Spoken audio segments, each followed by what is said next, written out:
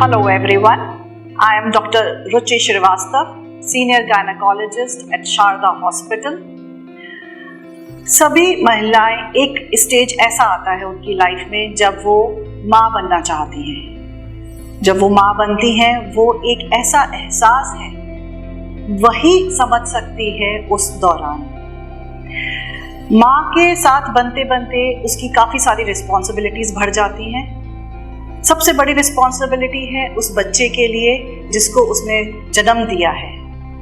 एक माँ सबसे इम्पॉर्टेंट गिफ्ट या बेस्ट गिफ्ट अपने बच्चे को अपने रिस्पॉन्सिबिलिटी के साथ क्या दे सकती है, वो है ब्रेस्ट फीडिंग। जब बच्चा पैदा होता है उसको सबसे ज़्यादा ज़रूरत होती है खान पान की, जो कि वो अपने आप पूरा नहीं करेगा, उसकी माँ उसको देगी और वो अपने ब्रेस्ट फीड के द्वारा दे सकती है। क्यों ज़रूरी है ये ब्रेस्ट फीडिंग?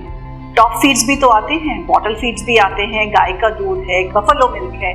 हम माँ का ही मिल्क क्यों कहते हैं लेने के लिए? उसके अपने ही बहुत सारे फायदे हैं जो कि बच्चे को और माँ को दोनों को ही मिलते हैं। बच्चे को क्या फ़ायदा है? जब बच्चा बॉर्न होता है, जब उसको जो मिल्क चाहिए, जो सबसे इनिशियल स्टेज के जो फर्स्ट 3 डेज का जो मिल्क आता है उसको हम कोलोस्ट्रम कहते हैं, वो बहुत ही बेनिफिशियल होता है। वो तो अवश्य ही देना चाहिए। उसमें एंटीबॉडीज़ होती हैं कुछ जो कि लॉन्ग टर्म जाके उसको शॉर्ट और लॉन्ग टर्म इलनेसेस से प्रोटेक्ट करता है। ब्रेस्ट फीड जैसे हम कहते हैं वो at least exclusive breast feeding should be there for first 6 months। उसके बाद धीरे धीरे आप टॉप फीड पे लेके आइए और उस दौरान 6 महीने में रेगुलर फीडिंग कराना बहुत ज़रूरी है। जब भी फीड कराएं उसका एक स्पेसिफिक पोजीशन होती है जो कि बच्चे के लिए बेनिफिशियल होती है, ताकि उसको नाक और कान का इन्फेक्शन ना हो या वो मिल्क को एस्पिरेट ना करे। पोजीशन करने के लिए आप पिलो यूज़ कर सकते हैं। जब भी आपकी डिलीवरी होती है, आपको डॉक्टर हैं या और सहायक हैं, वो आपको डेफिनेटली पोजीशन बताते हैं। अगर आपको वो पोजीशन नहीं बताते ब्रेस्ट फीडिंग का, तो आप उनसे जानकारी ले सकते हैं। उस पोजीशन को लेते हुए बच्चे को फीड कराने के लिए उसकी जो नाक है वो निपल के लेवल पे होनी चाहिए और ये ध्यान रखें कि उसकी नोज़ प्रेस नहीं हो रही है। बेबी निपल को पूरी तरह से मुँह में लेके सक कर रहा होता है।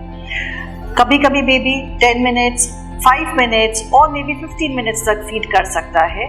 फीडिंग के बाद उसको बर्प कराना ज़रूरी है, जिसे हम डकार कहते हैं हिंदी में। जब तक बेबी बर्प नहीं कर ले, उस बर्पिंग की भी पोजीशन होती है।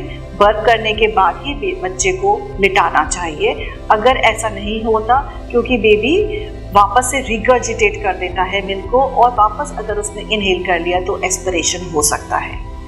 बच्चे को क्या फ़ायदा है? उसकी डेफिनेटली ग्रोथ हो रही है और इस मिल्क से जो एस्मा, जो सांस की जो बीमारी होती है, सांस की प्रॉब्लम होती है, वो जो ब्रेस्ट फीडिंग बच्चे होते हैं उनमें नहीं होती या उनमें बहुत ही कम पाई जाती है।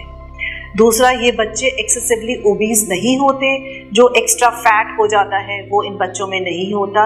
ये बच्चे काफ़ी हद तक बाकी लोगों से, जो और बच्चे जो ब्रेस्ट फीड नहीं कर रहे, उनसे बहुत हेल्दी रहते हैं। एक और चीज़ है जो कि लॉन्ग टर्म डायबिटीज़ की जो प्रॉब्लम होती है इन बच्चों में कम पाई जाती है।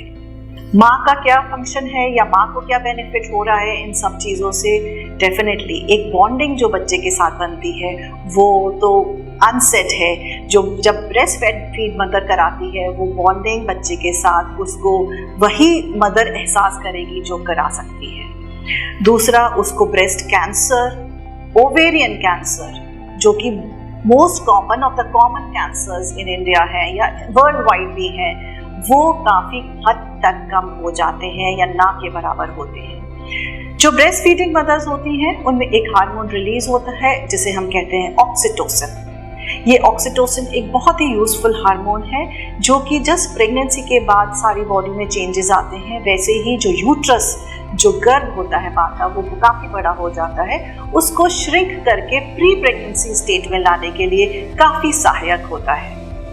तो breast feeding is always advisable और जो मदर्स ब्रेस्ट फीड करती हैं वो काफ़ी सराहनीय है।